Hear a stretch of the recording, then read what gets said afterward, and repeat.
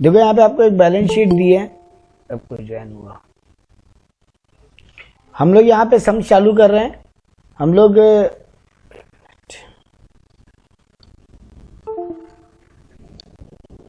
एक minute hold करो।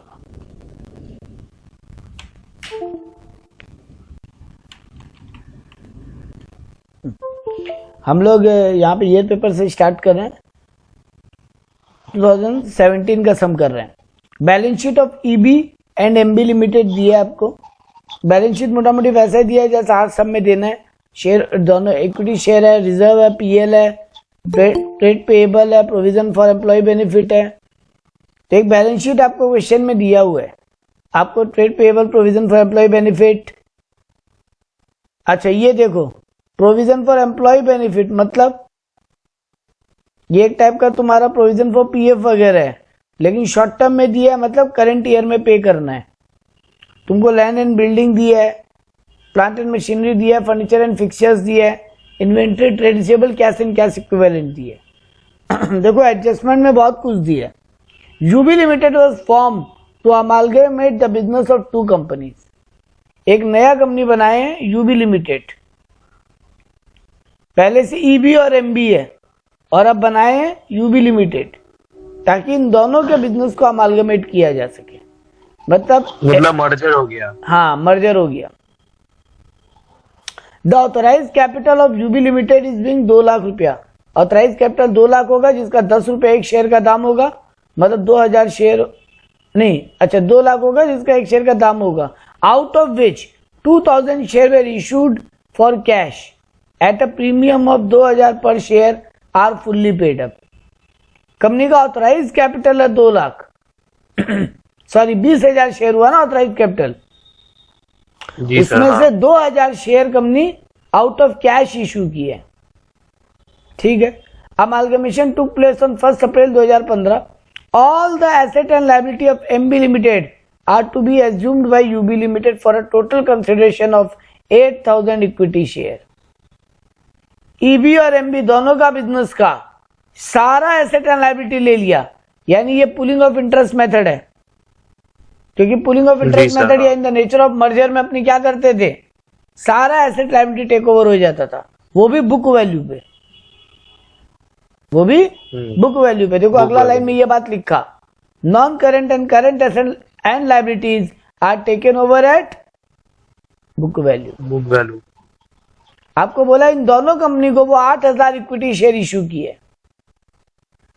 तो देखो 20,000 इक्विटी शेयर का ऑथराइज का, जिसमें से 2000 वो पब्लिक को कैश में बेचा है और 8000 शेयर इन दोनों कंपनी को बेच दिया, यानी 20,000 में से 10,000 उसका इशूड कैपिटल हुआ। Goodwill to be valued on the basis of 2.5 year of purchase of last 3 year average profit after deducting normal profit of 10% on capital employed. तो गुडविल कैसे वैल्यू करने बोला है फर्म का, 2.5 year of purchase method of average profit, यानी average profit निकालोगे उसको into number of year of purchase, याद है 2.5, हाँ इंटू 2.5 कर लोगे। लेकिन एवरेज प्रॉफिट निकालने के लिए यहाँ पे डेटा दिया है, दोनों कंपनी का ईबी लिमिटेड और एमबी लिमिटेड का लास्ट 3 साल का प्रॉफिट दिया है, लेकिन बोला कैपिटल एम्प्लॉयड का 10% माइनस करने के बाद करना, यानी दोनों कंपनी का प्रॉफिट को एवरेज ही निकालना है, लेकिन 10% कैपिटल एम्प्लॉयड पे माइनस करने के बाद। टैक्सेशन इग्नोर करने बोला, ठीक है बढ़िया। आपको बोला you are required to compute and prepare number of share to be issued to UB limited by UB limited to shares of EB and MB limited. कितना कितना शेयर दोनों को देगा, आपको पता है टोटल 8000 दे रहा है बेटा, लेकिन दोनों को किस रेशियो में ब्रेकअप करके देगा वो रेशियो जानना होगा। और यहां पे लिखा है ये बात, stating that ratio therefore to their forming holding, मतलब कितना कितना रेशियो निकला वो भी बताओ। ठीक है, नंबर ऑफ शेयर पता चल जाएगा तब तो रेशियो तो निकल ही जाएगा। और बोला यूबी लिमिटेड का बैलेंस शीट बनाओ, नया वाला कंपनी का बैलेंस शीट बनाओ आफ्टर अमालगमेशन ऑफ 2 कंपनीज। देखो पहले ही बात सॉल्यूशन में लिख दिया जो हम लोग भी ऊपर कर लिए थे। There is an amalgamation in the nature of merger because UB will take over all the asset and liability of EB and MB limited. तो ये नेचर ऑफ मर्जर है। Therefore entire PC will be satisfied by issuing of equity share. और nature of merger में ये भी नियम होता है कि पूरा का पूरा पीसी को सेटिस्फाई करोगे इक्विटी शेयर देके। तो देखो सबसे पहले क्या क्या दे रहे हैं वो निकला। पहले क्या निकालेंगे, NATO net asset taken over. कैसे निकलेगा, market value of all the asset less current liability, तो आ जाएगा नेट एसेट या कैपिटल एम्प्लॉयड। तो नेट एसेट निकालो पहले, market value of all the asset. Sir यहाँ पे मार्केट वैल्यू कुछ नहीं है, सब बुक वैल्यू ही है। ठीक है, बुक वैल्यू ले लो, एक ही बात है।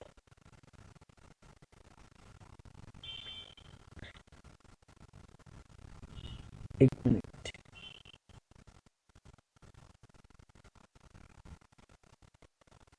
ये देखो एसेट का टोटल वैल्यू कितना है, एक कंपनी का 70,000, दूसरी कंपनी का 90,000। तो 70 और 90 नेट एसेट हो गया, ये लिख लिया यहाँ पे। अब इसमें करंट लायबिलिटी माइनस करेंगे तो दोनों का करंट लायबिलिटी कितना है देख लो।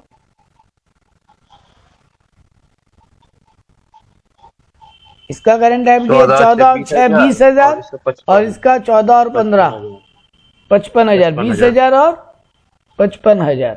ये माइनस कर दो, 20,000 और 55 माइनस कर दिए तो इनका कैपिटल एम्प्लॉयड आ गया 50,000 और 35,000।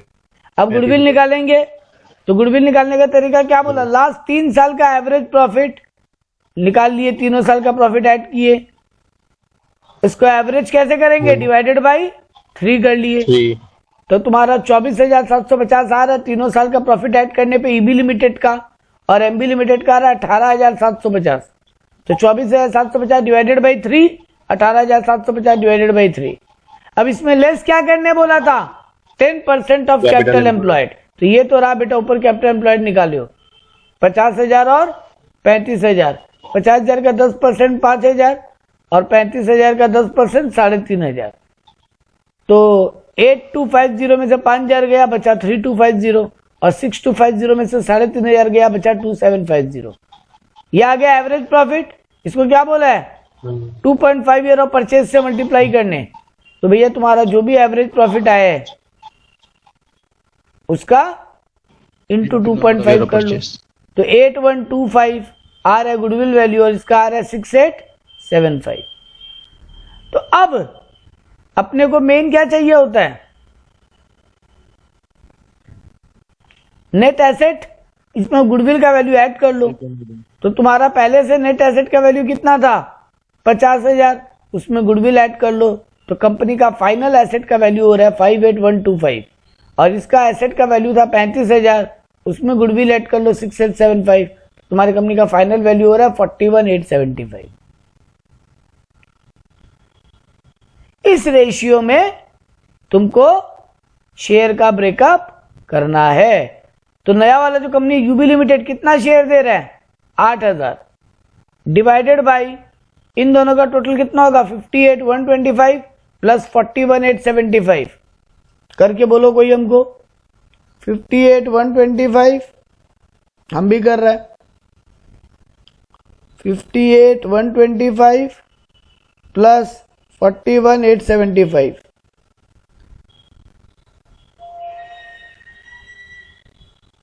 वैल्यू आ रहा है 1 लाख, है ना।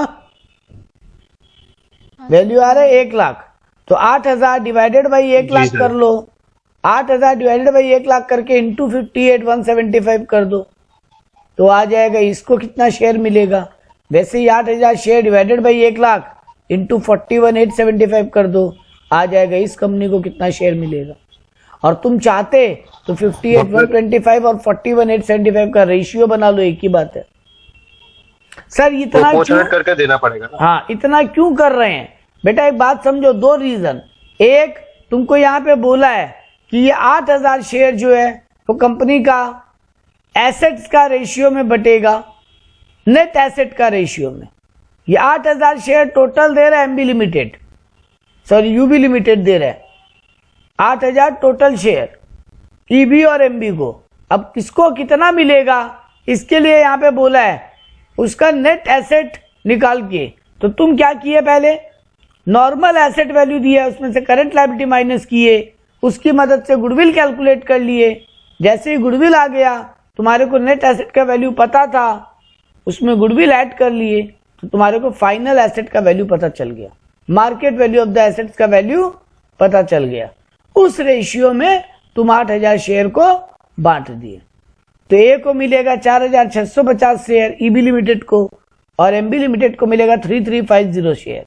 अब एक शेयर का दाम 10 रुपया है, तो इंटू 10 कर लो, तो इनको कितना कितना रुपया का शेयर मिलेगा वो पता चल गया। क्लियर है ये?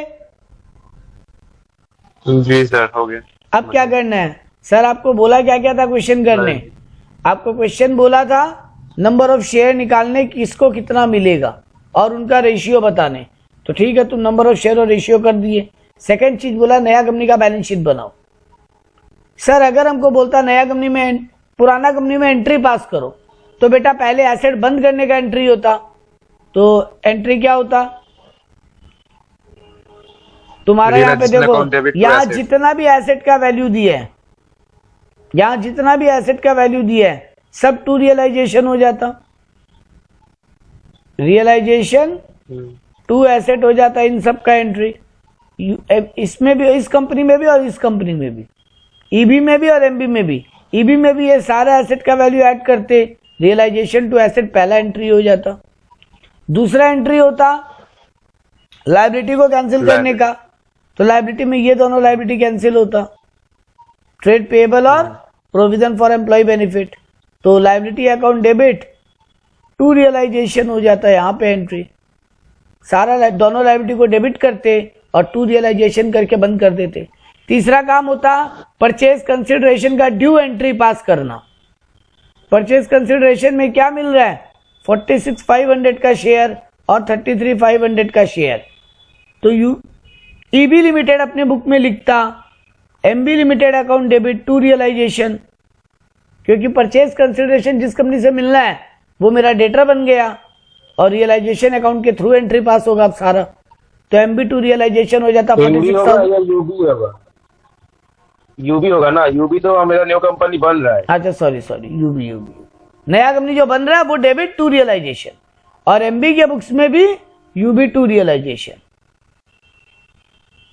ये 33,500 का। फिर रियलाइजेशन अकाउंट में प्रॉफिट लॉस आता, उसको बंद करने का एंट्री होता।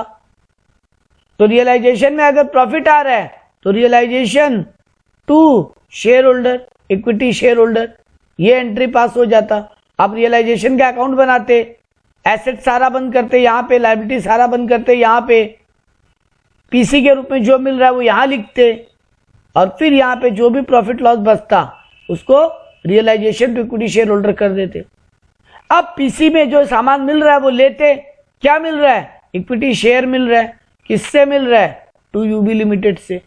तो पहला एंट्री एसेट बंद करने का, दूसरा एंट्री लायबिलिटी बंद करने का, तीसरा एंट्री पीसी को ड्यू करने का, चौथा एंट्री रियलाइजेशन का प्रॉफिट को इक्विटी शेयर होल्डर को ट्रांसफर करने का, पांचवा entry equity share to UB limited, share लेने का एंट्री, और फिर ये शेयर्स शेयर होल्डर में बांट देने का एंट्री।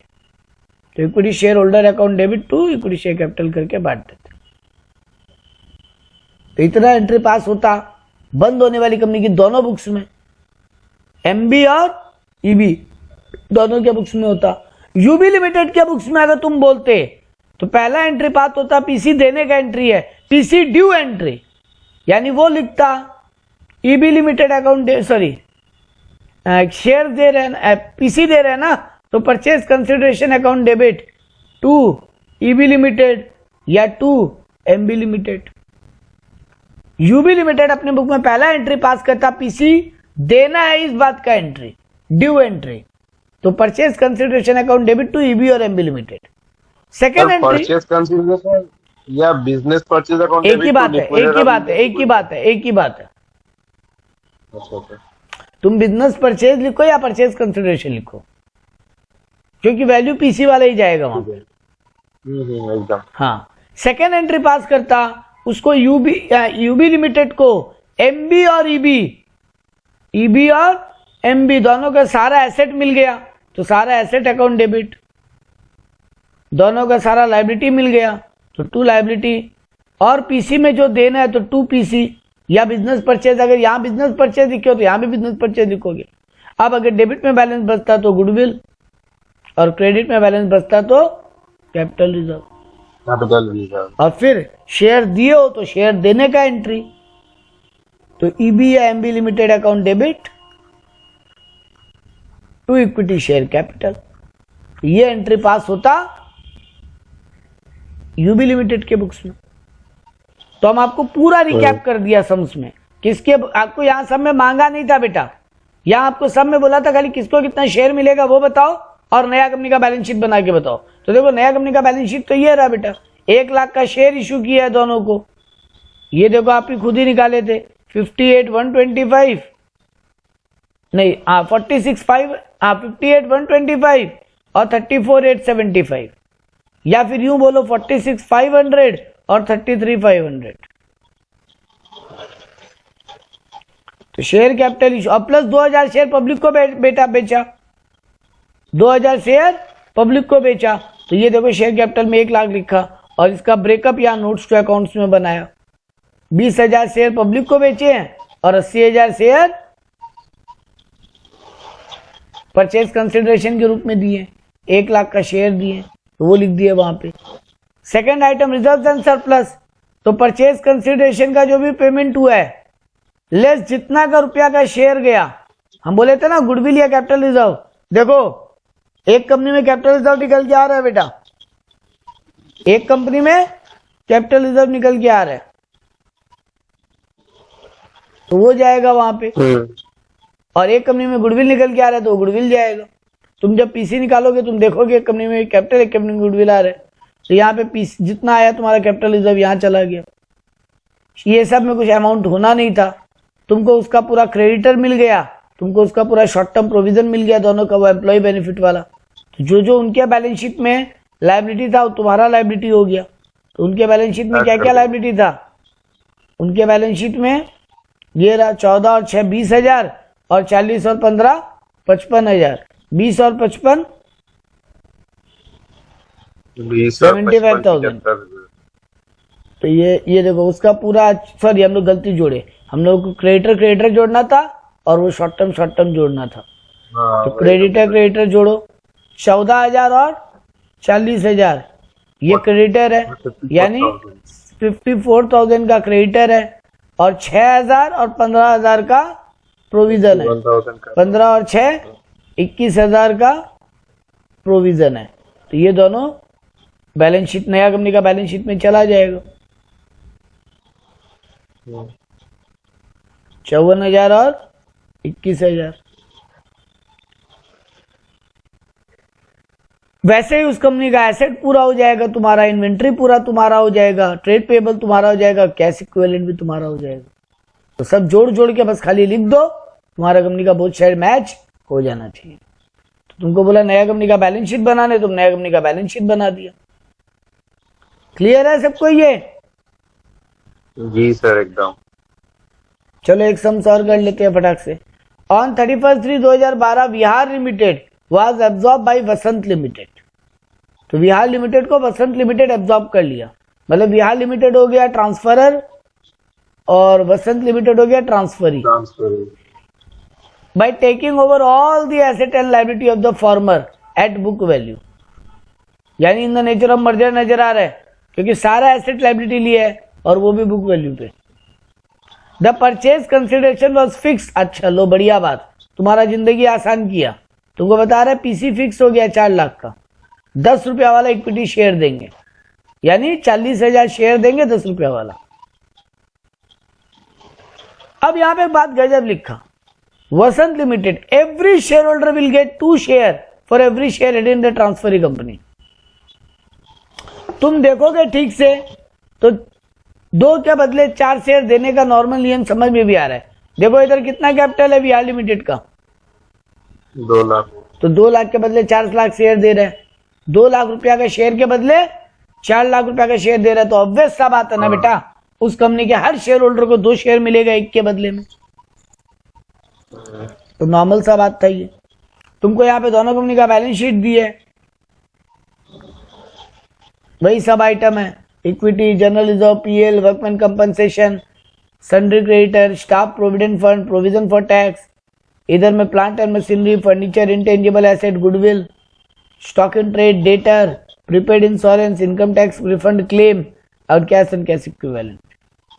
तुमको यहाँ पे कोई ज्यादा एडजस्टमेंट नहीं दिया। तुमको बोला यू आर रिक्वायर्ड, एब्जॉर्प्शन करने का खर्चा लगा 1000, जो कि कौन दे रहा है? वसंत लिमिटेड, यानी जो कंपनी खरीद रहा है वही दे रहा है। आपको बोला रियलाइजेशन अकाउंट बना के दिखाओ, इक्विटी शेयर होल्डर अकाउंट बना के दिखाओ बिहार लिमिटेड के बुक में, और नया कंपनी के बुक्स में जर्नल एंट्री पास करके दिखाओ।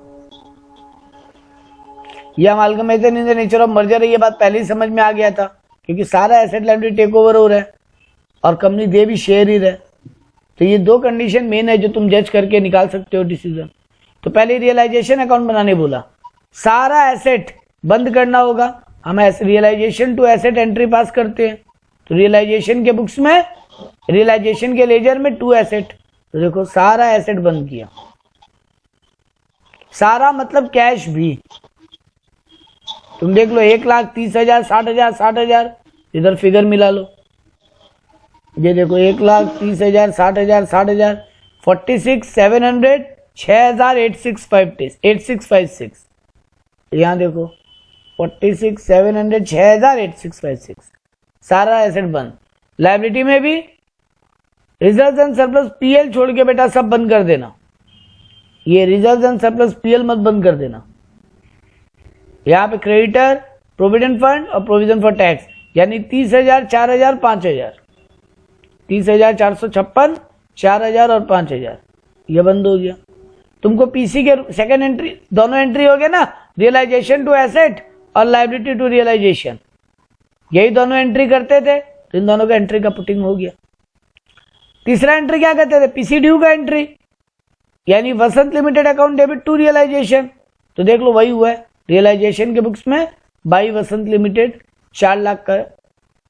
अब हम क्या बोला था, रियलाइजेशन अकाउंट को बंद करने के लिए जो भी प्रॉफिट हो वो रियलाइजेशन का प्रॉफिट इक्विटी शेयर होल्डर को चला जाएगा, यानी realisation account debit to equity share holder. तो देख लो हम चौथा एंट्री यही करवाता था, तो यही चौथा एंट्री का इफेक्ट हो गया। तो यहां से ये प्रॉफिट निकल आया, इक्विटी शेयर होल्डर को इतना का प्रॉफिट भी मिलेगा। चलो ठीक है, अब आपको बोला इक्विटी शेयर होल्डर अकाउंट भी बनाने बोला, तो ठीक है, इक्विटी शेयर होल्डर 2 लाख रुपया तो पाते ही थे, plus general reserve, PL, workman compensation, इन सब पे किसका हक है? हर रिजर्व पीएल पे शेयर होल्डर का ही हक होता है बेटा। तो देखो ये आया, रियलाइजेशन प्रॉफिट भी उसको मिलेगा, तो ये आया, और देख लो ऑटोमेटिक 4 लाख से पूरा अकाउंट बंद हो गया। इन सबको जोड़ते 4 लाख ही आता, देख लो 4 लाख का ही शेयर मिल रहा है तुमको। तो अपने क्या एंट्री पास करते हैं? ये वाला एंट्री पास करते हैं, 5वां एंट्री अपने कि इक्विटी शेयर होल्डर को जो मिलना है सब debit to equity share holder, यही तो एंट्री करते। तो देख लो हम एंट्री करना यही सिखाया था, 5वां एंट्री, तो देखो यही हो रहा है। और अब उसको जो मिल जा रहा है तो equity share holder account debit to equity share capital, तो देख लो equity share holder account debit में by to equity share capital लिखो, तो छठा एंट्री यही होता है। तो एसेट बंद करने का एंट्री, लायबिलिटी बंद करने का एंट्री, पीसी ड्यू का एंट्री, शेयर होल्डर को जो जो मिलना है उसका एंट्री, शेयर होल्डर को जो जो मिल गया उसका एंट्री, और रियलाइजेशन का प्रॉफिट का एंट्री। अगर आपसे एंट्री मांगा होता आप यही एंट्री पास करते। हाँ, अब आ गया in the books of Vasant limited, देखो उसके बुक में तो एंट्री बताया ही है। पहला एंट्री क्या बोला था हम? PC due entry. तो देखो बिजनेस परचेज या परचेज कंसिडरेशन अकाउंट डेबिट, जो लिखने का मन करे वो लिख सकते हो। To liquidator of Bihar limited, ये वर्ड लिख के आना, ये हम भी बोला, पिछला एंट्री में हम भी ये वर्ड यूज नहीं किया था, हम business purchase to transferee company लिख दिया था सीधा, लेकिन यहाँ पे liquidator of Bihar limited, liquidator word use करना। 4 लाख देना है पीसी के रूप में, देखो लिख दिए। देखो तुमको जो जो मिला सब डेबिट, उस कंपनी का जो जो तुम्हारा हो गया सब डेबिट। खाली एक बार अमलगमेशन में इसका मतलब लिक्विडेटर काम क्या होता है? तो बंद करने के लिए आता है ना कोई कंपनी या फर्म को, यहाँ पास तो अमलगमेशन हो, तो बंद तो नहीं हो रहा है। अमालगमेट और कंपनी बंद नहीं हो रहा है, क्या बात कर रहे हो? बंद तो नहीं हो रहा, मतलब बिहार लिमिटेड बंद नहीं हो रहा है, तुम एक बात क्यों सोच रहे हो कि लॉस मेकिंग के लिए कोर्ट से आदमी आएगा? कंपनी बंद होगा, कोर्ट से आदमी आएगा। हाँ वैसे हिसाब से तो बंद होकर, हाँ तब भाई बंद हो रहा है, वैसे हिसाब से नहीं बंद हो रहा है। बिहार लिमिटेड इसके बाद एग्जिस्ट नहीं करेगा। इसके बाद बिहार लिमिटेड का सब कुछ वसंत लिमिटेड का हो गया, और अब बिहार लिमिटेड नाम का कोई कंपनी एग्जिस्ट ही नहीं करेगा। तो बंद ही तो हुआ, एग्जिस्ट नहीं करेगा मतलब। ठीक है, अच्छा हाँ। अब देखो यहां पर सारा एसेट तुम्हारा हो गया, तुम बुक कर लिया। मैं क्या अमाउंट काटा है, जान मुझ के 2 मिनट हमको दो। सारा एसेट तुम्हारा हो गया, तुम सब डेबिट कर दिए। सारा लायबिलिटी तुम्हारा हो गया, तुम क्रेडिट कर दिए। और 4 लाख का एक लायबिलिटी बिजनेस परचेज के लिए भी देना है, वो भी क्रेडिट कर लिए। तुम देखोगे, एक मिनट, ये लोग क्या किए, इसको जनरल रिजर्व डेबिट क्यों किया पागल लोग? अरे सर मर्जर है ना, तो जनरली से भी तो डेबिट होगा, परचेज होगा तब तो गुडविल डेबिट होता। हाँ ठीक है, हाँ ये मर्जर है, भूल गया था, ये मर्जर है। तो यहाँ पे जनरल रिजर्व डेबिट होगा। तो देख लो अपने यहाँ पे वही फिगर आके आ रहा है जो कंपनी का प्रॉफिट हुआ था। अब ये देख लो, रियलाइजेशन अकाउंट से जो प्रॉफिट हुआ था 1,28,100, इतना ही रुपया डेबिट में शॉर्टफॉल होगा। देख लो, अब हम फिगर को वो मार्किंग हटा देता है तो अब दिखेगा। ये देखो, उतना ही रुपया तुम्हारा अपने आप फिगर मैच होगा। तो यहाँ पे जनरल रिजर्व लिखे, क्योंकि उसको रिजर्व को राइट ऑफ करते हैं। जब इन द नेचर ऑफ मर्जर होता है, रिजर्व को राइट ऑफ करते हैं। तो ये एंट्री हो गया, और आखिरी एंट्री सर दे दीजिए जो देना है। तो नया कंपनी के बुक्स में देखा जाए तो बेटा 3 ही एंट्री है। पीसी देने के लिए ड्यू एंट्री, जो मिला उसका एंट्री, और अब पीसी के रूप में शेयर कैपिटल को दे देने का एंट्री। तो liquidator account debit to good share capital, ये है आपका एंट्री। क्लियर है? जी सर। एक और सम पढ़ लेते हैं, बहुत सारा एडजस्टमेंट है इसमें। चलो टाइम है अपने पास, अभी 15 मिनट एक सम्स और कर सकते हैं अपने। फॉलोइंग आता है balance sheet of prosperous and poor limited. नाम भी मजबूत, नाम बहुत गजब है। तो प्रॉस्परस एंड पुअर, जो बर्बाद हो रहा है वो पुअर, और जो खरीद रहा है वो ताकतवर है, इसलिए प्रॉस्परस, वो ग्रोथ कर रहा है। चलो ठीक है। इक्विटी शेयर, प्रेफरेंस शेयर दिया, रिजर्व दिया, डिवेंचर दिया, क्रेडिटर दिया।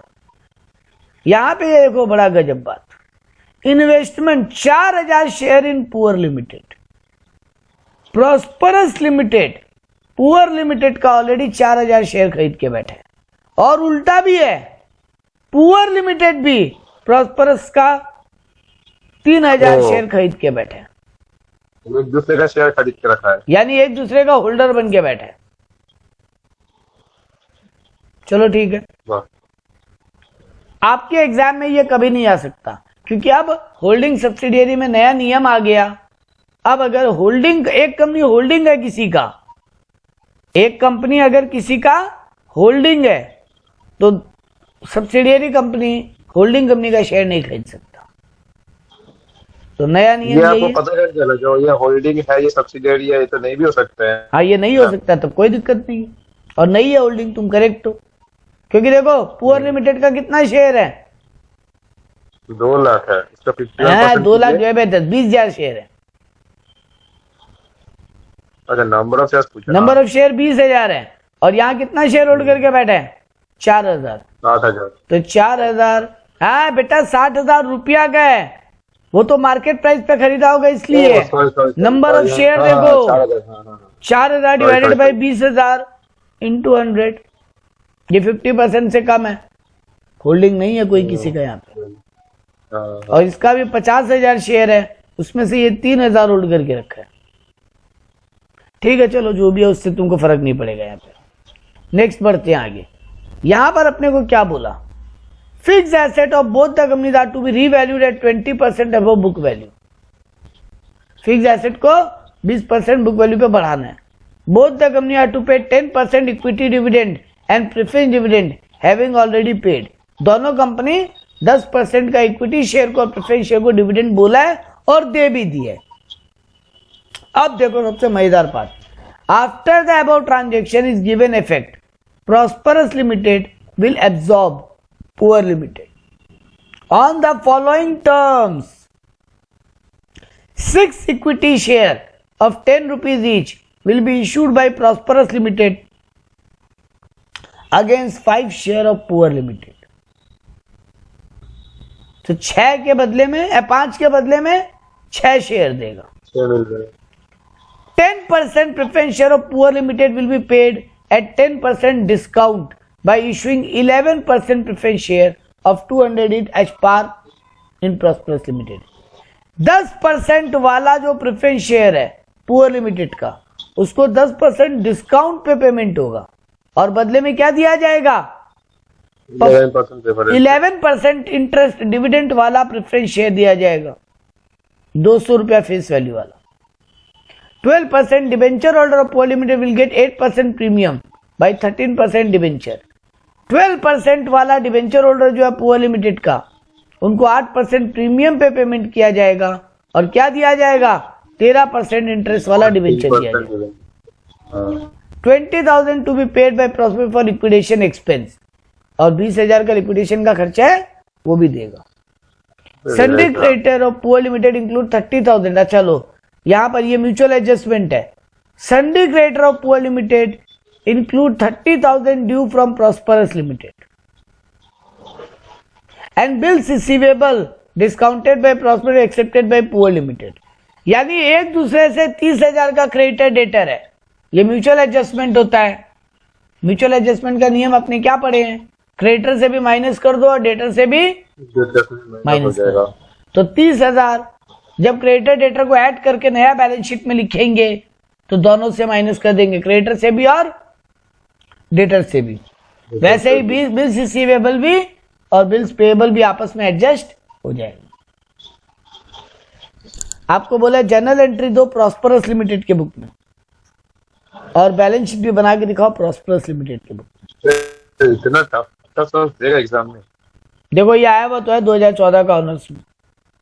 टफ कुछ नहीं है बेटा, हम तुमको करके दिखाते. देखो पहले बोला परचेज कंसिडरेशन में क्या मिलेगा वो निकाल लो, बाकी एंट्री तो तुम्हारे लिए आसान बात होगा. Total equity share of poor limited कितना है? 20,000 निकाले थे ना आपने. उसमें से 4,000 तो प्रॉस्पेरस लिमिटेड का ही है. खुद को खुद का खुद ही शेयर थोड़ी न देगा. खुद का शेयर खुद ही थोड़ी न देगा. तो वो 4,000 हटा दो, तो 16,000 शेयर जो पुअर लिमिटेड के हैं उनको प्रॉस्पेरस लिमिटेड क्या देगा? हर 5 के बदले 6 शेयर, यानी 16,000 डिवाइडेड बाय 5 इंटू 6. जितना मिलना है वो मल्टीप्लाई होगा और जितने के बदले में मिलना है वो डिवाइड होगा. बोला 5 के बदले 6 शेयर देगा, तो टोटल 19,200 शेयर देगा. ऑलरेडी पुअर लिमिटेड के पास कितना शेयर है प्रॉस्पेरस का? 3,000 का. वो हटा दो अब, तो 16,200 शेयर ही मिलेगा. तो देखो कैसे सॉल्व हुआ. पुअर लिमिटेड का टोटल 20,000 शेयर था, उसमें से 4,000 तो प्रॉस्पेरस के पास ही है, खुद को खुद कोई शेयर नहीं दे सकता, तो वो हटा दो. तो बदला 16,000. 16,000 को फिर हम डिवाइडेड बाय 5 इंटू 6 किए, 19,200 आया. 3,000 शेयर ऑलरेडी पुअर लिमिटेड के पास है, तो 19,200 देना है. ऑलरेडी 3,000 उनके पास है मेरे कंपनी का शेयर, तो हम और 16,200 शेयर दे देंगे. जब मिला खत्म. मतलब मेरे को नेट शेयर निकालना पड़ेगा, कितना मिलेगा, ये कितना देना पड़ेगा. तो ये हो गया इक्विटी वालों को क्या दे रहे हो तुम. अब सेकंड लाइन बोला था प्रेफरेंस वालों को. प्रेफरेंस वालों को बोला गया 10% डिस्काउंट पे देंगे और 200 रुपया फेस वैल्यू वाला शेयर देंगे. तो देखो प्रेफरेंस शेयर होल्डर को सॉल्व कर लिए. पहले कैसे करेंगे? टोटल देखो पुअर लिमिटेड का प्रेफरेंस शेयर कितना है? 1 लाख. पुअर लिमिटेड का प्रेफरेंस शेयर है 1 लाख रुपया का. तो 1 लाख को 10% डिस्काउंट पे पेमेंट करने का बात किया है, यानी 90,000 का ही पेमेंट करेंगे. जी वही कहिए. तो 90,000 का पेमेंट करेंगे. और इक्विटी शेयर वालों को कितना का पेमेंट कर रहे हैं? 16,200 इंटू 10, 1,62,000 रुपया का इक्विटी वालों को पेमेंट कर रहे हैं, 90,000 प्रेफरेंस शेयर वालों को पेमेंट कर रहे हैं। दोनों को ऐड कर देंगे तो 25 2,52,000 का पीसी है। ठीक है, ये वाला कैलकुलेशन जो किया तुम छोड़ दो एक बार, तुम ये पकड़ो 2,52,000 का पीसी है तो इक्विटी का जमेला खत्म। डिबेंचर वालों को क्या बोला, 8% प्रीमियम पे पेमेंट करेगा। तो ऑलरेडी डिबेंचर कितने हैं पुअर लिमिटेड के, डिबेंचर का ये रहा, डिबेंचर भी 1 ही लाख है सर। तो 8% प्रीमियम पे देंगे, यानी कितना देंगे, 1,08,000। 1,08,000 का पेमेंट करेंगे, लेकिन बोले 1,08,000 का पेमेंट करना है, मेरे कंपनी का 10% डिस्काउंट कर देंगे हम। तो 1,08,000 90% है तो 100 कितना होगा, 12,000। 1,20,000। 1,20,000। हाँ, तो 1,20,000 का डिबेंचर होल्डर को पेमेंट करेंगे। पहले बोला 8% प्रीमियम पे बढ़ाएंगे और मेरे कंपनी वाला डिबेंचर देते समय 10% डिस्काउंट कर देंगे। तो पहले 1,00,000 का 8% बढ़ा लो, 1,08,000 कर लो, अब उसमें से डिस्काउंट हटा दो। ठीक है, तो 1,20,000 का डिबेंचर देंगे, हो गया काम खत्म। अब किस कंपनी के बुक्स में क्या एंट्री पास करने बोला था, तुमको बोला था जर्नल एंट्री बुक करो प्रॉस्परस लिमिटेड में, बैलेंस शीट भी बनाओ। तो पहले जर्नल एंट्री पास किया, एसेट सारा मिल रहा है, तो fix asset account debit to, ये लोग क्या किए ना तुम लोग वो सब। अच्छा वो अरे बाबा रुको, बोला था ना फिक्स एसेट का वैल्यू बढ़ाने। एक मिनट, यहाँ पे एक एडजस्टमेंट बच गया था, अपने एक एडजस्टमेंट बच गया था। यहाँ पे क्या बोला था, कहाँ गया वो एंट्री, ये रहा पहला वाला, fix asset of both the companies, fix asset of both the companies to be revalued at 20% above book value. तो प्रॉस्परस लिमिटेड अपने बुक में एसेट का वैल्यू बढ़ाएगा, तो क्या एंट्री पास करेगा, फिक्स एसेट टू रिवैल्यूएशन करेगा ना। तो वही तो कर रहा है, उसका अपना एसेट कितना है देखो, फिक्स एसेट का वैल्यू अपना कितना है 6 लाख, 6 लाख का 20% कितना होगा 1,20,000। तो ये देख लो 1,20,000 का रिवैल्यूएशन का एंट्री पास किया। तुमको बोला है वो डिविडेंड बांटेगा, कितना डिविडेंड बांटने का बात किया है 10%, तो डिविडेंड बांट दो। तो डिविडेंड बांटने का एंट्री क्या होता है, डिविडेंड बांट रहा, बैंक अकाउंट कैसे डेबिट हो गया। एक मिनट, पहले तो एक खुद को तो डिविडेंड मिलेगा भी ना। अच्छा हाँ, पुअर से मिलेगा क्या। हाँ, तो पुअर से डिविडेंड मिला, खुद का डिविडेंड का एंट्री बाद में करेंगे, पहले पुअर से डिविडेंड मिला तो बैंक टू डिविडेंड, और फिर डिविडेंड को कहाँ ट्रांसफर कर देते हैं, पीएल में, तो पीएल टू। ठीक है, अब देखो खुद जो डिविडेंड बांटा वो ये रहा, दोनों कंपनी डिविडेंड बांट रहा है, बोला है ना। अब बिजनेस परचेज टू लिक्विडेटर वाला एंट्री तो पास करेंगे जो दे रहे पीसी के रूप में। अब तो नॉर्मल एंट्री होगा, अब सब नॉर्मल एंट्री होगा, सारा एसेट मेरा हो गया, तो सारा लायबिलिटी देखो यहाँ पे बैलेंसिंग फिगर बच रहा है तो उसको कैपिटल रिजर्व बोल दिए। जो दे रहे हैं लिक्विडेटर के रूप क्या दे रहे हैं, इक्विटी और प्रेफरेंस शेयर दे रहे हैं, 1,62,000 का इक्विटी और 90,000 का प्रेफरेंस शेयर दे रहे हैं, उसका एंट्री होगा। ये वाला जो सम है ये तो आपका amalgamation in the nature of purchase होगा ना, क्योंकि तो मार्केट वैल्यू में ले रहा है, परचेज है ये, वो बढ़ा के ये in the nature of purchase है।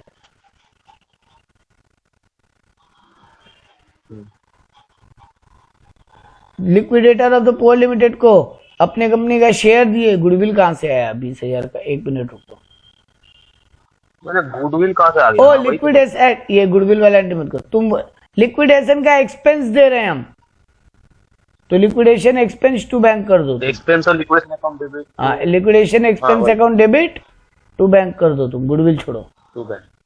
लिक्विडेटर को जो दिए उसका एंट्री हुआ, 12% डिबेंचर इशू किए उसका एंट्री हुआ, इक्विटी शेयर इशू किए, जो जो इशू किए वो सबका एंट्री होगा ना, जो दिए शेयर दिए, डिबेंचर दिए, और लास्ट में देखो एक बोला था ना क्रेडिटर पर ये डेटर। कैसे समझ में नहीं आया? क्या चीज? ये वाला कैसे liquidator for limit account debit to investment account फिर टू गुडविल अकाउंट, ये समझ में नहीं आया। तुम लिक्विडेटर टू इन्वेस्टमेंट करो ना, गुडविल छोड़ो। लिक्विडेटर टू पुअर लिमिटेड करते ना तुम, हाँ liquidator account debit to shares देते ना, ये लोग वही एंट्री ले रहे ऐसा हैं। फिर कुछ, हाँ। हाँ, ये लोग को छोड़ो, तुम ये लोग को छोड़ो, ये लोग उसको इन्वेस्टमेंट मान रहा है, शेयर नहीं मान के। इसके अलावा तुम डिबेंचर बांटे तो डिबेंचर का एंट्री, प्रेफरेंस शेयर दिए तो प्रेफरेंस शेयर का एंट्री। अच्छा एक चीज और, वो क्रेडिटर डेटर को म्यूचुअल एडजस्ट करना था, उसका एंट्री। ठीक है। इस सब में मान के चल रहे हैं कि एक दो एरर होगा। अब उसके बाद नॉर्मल बैलेंस शीट तो बनाना है, कैपिटल को कैपिटल, अपना कैपिटल को। यहाँ पर एरर होगा, पीसी में एरर होगा, वो होल्डिंग फोल्डिंग क्या सब है ना उसमें। हाँ, वहां एरर होने का स्कोप है।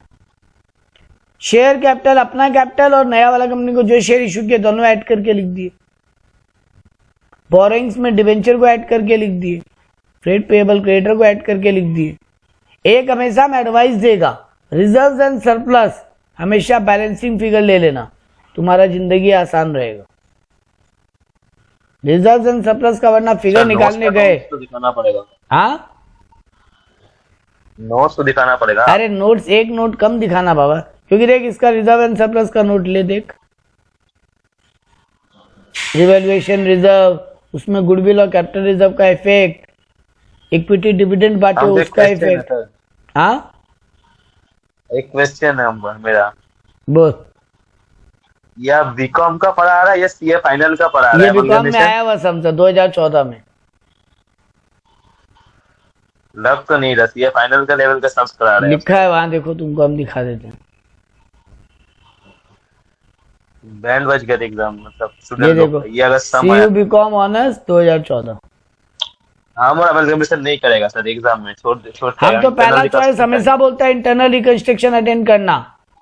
अगर ये सब इंटरनल देखकर रिकंस्ट्रक्शन ना मिलेगा, देखो कितना भी अच्छा अमालगमेशन का सम मिले, कितना भी इजी, मेरा पहला सजेशन हमेशा होगा इंटरनल रिकंस्ट्रक्शन अटेंड करना। अच्छा, हम अपना पार्ट खत्म कर लेते हैं, अपना पार्ट हम खत्म कर लेते हैं। हमेशा हम बोलेगा एक चीज, बाकी आइटम तुमको टोटल कर करके लिखना है खाली, लेकिन तुम्हारा ये रिजर्व एंड सरप्लस का फिगर हमेशा प्रॉब्लम क्रिएट करेगा।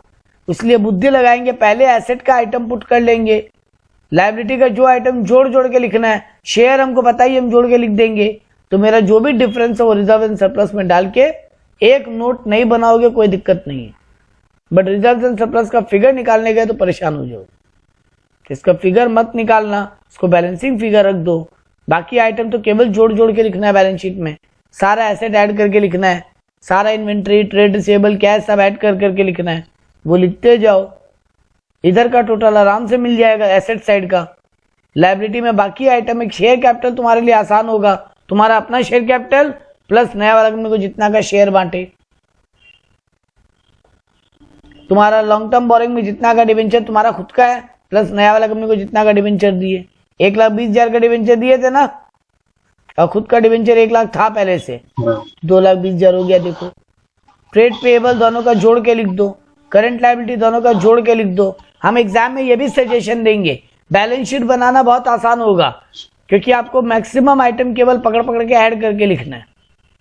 तो मेरा सजेशन हमेशा होगा कि पहले एसेट ऐड करके लिख दो, बाकी आइटम ऐड करके लिख दो, एसेट का जितना टोटल हो वो लायबिलिटी में पुट कर दो और रिजर्व्स एंड सरप्लस को बैलेंसिंग फिगर कर दो।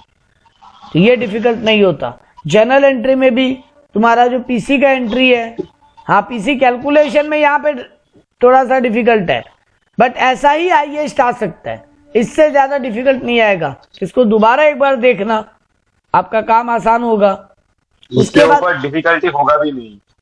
हाँ, इसके ऊपर डिफिकल्टी होगा भी नहीं शायद। हाँ, तो ये एक डिफिकल्ट एंट्री कैलकुलेशन हो सकता है।